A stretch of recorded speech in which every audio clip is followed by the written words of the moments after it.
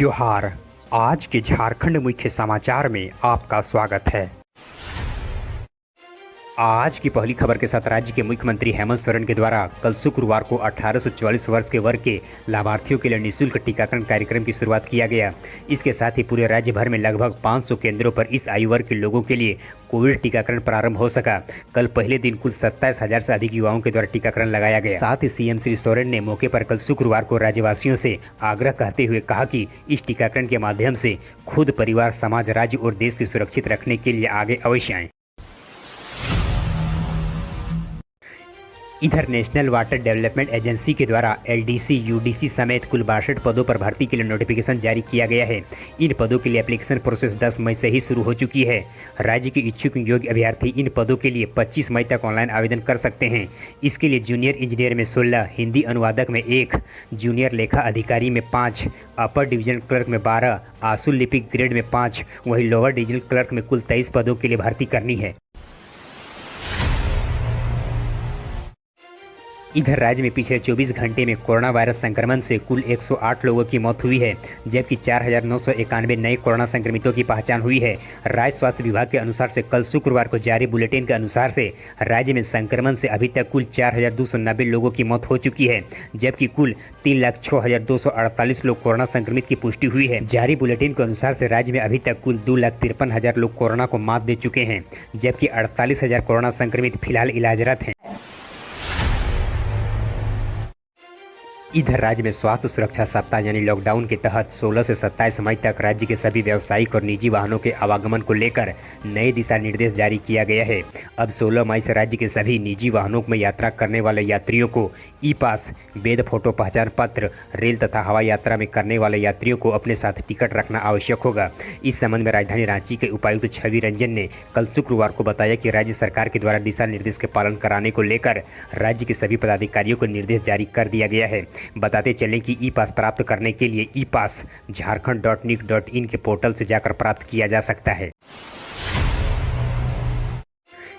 इधर देश के प्रधानमंत्री नरेंद्र मोदी के द्वारा कल शुक्रवार को कहा गया कि केंद्र सरकार के द्वारा पीएम किसान सम्मान निधि योजना के तहत 8वीं किस्त की राशि जारी करने के बाद अब तक कुल 1.35 लाख करोड़ रुपये देश के किसानों के खाते में ट्रांसफर किया जा चुका है। पीएम श्री मोदी ने कहा कि केंद्र सरकार के द्वारा किसानों के आय को बेहतर करने के लिए उच्च गुणवत्ता वाले धान और गेहूं की खरीद भी न्यूनतम समर्थन मूल्य पर किया जाएगा। इधर अगली बड़ी काम की खबर में आपको बताते चलें कि यदि आपका बैंक में कोई काम है तो इसे फटाफट निपटा लें, क्योंकि महीने के बाकी बचे 15 दिनों में 5 दिन राज्य के सभी बैंक ब्रांच बंद रहने वाले हैं। ऐसे में आपको समस्याएं हो सकती है। हालांकि ऑनलाइन माध्यम से बैंकिंग सेवाएं चलती रहेगी, लेकिन बैंक बंद रहने से बैंक से संबंधित कई काम बाधित रहेंगे। इधर राज्य में लॉकडाउन के पाबंदी को 13 मई के बजाय 16 मई से लागू किए जाने पर राज्य के सत्ता पक्ष और विपक्ष एक दूसरे पर हमलावर हो गई है। बीजेपी राज्य सरकार पर तुष्टीकरण का आरोप लगा रही है, तो वहीं सत्ताधारी दल बीजेपी पर ध्रुवीकरण का आरोप लगा रही है। बीजेपी के द्वारा स्वास्थ्य सुरक्षा सप्ताह को 27 मई तक बढ़ाने और नई पाबंदी को 13 मई से कंटिन्यू करने के बजाय 17 तारीख से सख्ती को बढ़ाने पर राज्य सरकार पर जमकर एक बार फिर हंगामा बोला है। इस पर बीजेपी का कहना है कि पर्दे के पीछे जो काम राज्य सरकार कर रही है उसे स्पष्ट करना चाहिए। एक धर्म समुदाय के लोगों का पर्व है, इसीलिए 2-3 दिनों की छूट दी गई। इधर राज्य में ईस्ट वेस्ट टर्फ लाइन के कारण राज्य में अगले 2 दिनों तक हवा और प्री मानसून बारिश के साथ वज्रपात होने की संभावना जताया गया है। रांची मौसम विभाग के अनुसार से राजधानी रांची समेत अन्य जिलों में अगले 2 दिनों तक 30 से 40 किलोमीटर की रफ्तार से तेज हवा चलने की संभावना जताया गया है। मौसम वैज्ञानिक अभिषेक आनंद ने बताया कि इसके साथ ही उत्तर दक्षिणी टर्फ लाइन के कारण मध्य प्रदेश में एक कम दबाव का चक्रवाती क्षेत्र बन रही है। इसका विस्तार तमिलनाडु तक होगी। वहीं एक ईस्ट वेस्ट टर्फ लाइन के कारण बने चक्रवाती क्षेत्र का असर गंगा के मैदानी भाग से होते हुए झारखंड को प्रवेश करेगी। इसका असर राज्य में अगले 2 दिनों के बाद ही कम होगी। इधर राज्य में कोरोना संक्रमण की रोकथाम के लिए राज्य के सभी जिला प्रशासन की ओर से अभियान को तेज कर दिया गया है। जिला मुख्यालय की ओर से निर्देश में जिले के सभी प्रखंड में जगह जगह पर कोरोना की जांच चलाई जा रही है। स्पेशल ड्राइव के तहत जिले के लोगों को कोरोना जांच करने का लक्ष्य निर्धारित किया गया है।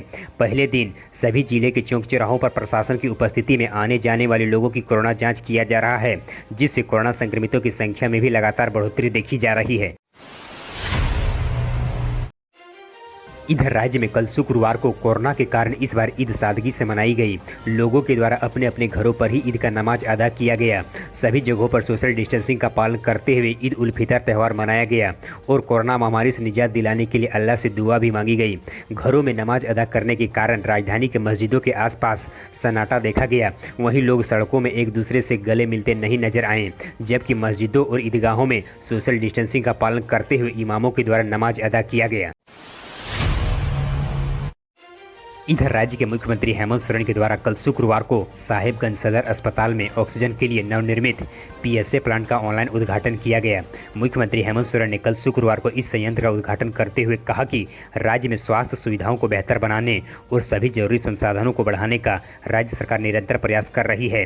कोरोना संक्रमण के इस दौर में राज्य के मरीजों का समुचित इलाज सुनिश्चित कराने को लेकर राज्य सरकार की विशेष प्राथमिकता रही है।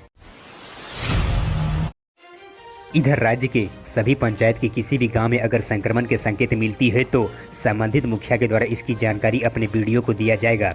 इस व्यवस्था के तहत पंचायत स्तर पर ही पीड़ित मरीजों का इलाज संभव हो सकेगी।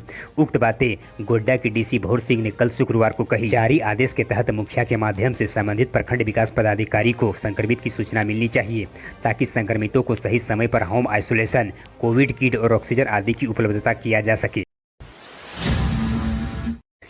इधर इंदिरा गांधी ओपन यूनिवर्सिटी यानी इग्नू के द्वारा जुलाई 2021 सत्र में नामांकन की प्रक्रिया को जारी कर दिया गया है। इसके तहत राज्य के विद्यार्थी 15 जून तक री रजिस्ट्रेशन करा सकते हैं। इस आशय की जानकारी इग्नू बोकारो स्टील सिटी के अध्ययन केंद्र समन्वयक डॉक्टर भगवान पाठक ने दी। उन्होंने कहा कि इग्नू स्नातक, स्नातकोत्तर के अलावा अन्य प्रोफेशनल कोर्स के माध्यम से राज्य के विद्यार्थी अपने करियर को दिशा प्रदान कर सकते हैं। इसके तहत राज्य के विद्यार्थी 15 जून तक री रजिस्ट्रेशन करा सकते हैं। आप अपने निर्देश या सलाह देने के लिए नीचे कमेंट बॉक्स में हमें कमेंट करें। हमारे हौसला अफजाई के लिए इस वीडियो को लाइक करें और अपने मित्रों के साथ अधिक से अधिक शेयर करें। हम फिर मिलते हैं कल के अपडेट्स के साथ, तब तक के लिए धन्यवाद।